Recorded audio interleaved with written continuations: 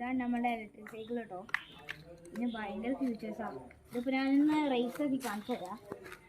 സ്റ്റാൻഡിലാണ് അപ്പോൾ നേരാണ് റേസ് ആക്കാൻ പറ്റില്ല. ഇതാ നോക്കോ, അങ്ങോട്ട് നോക്കോ.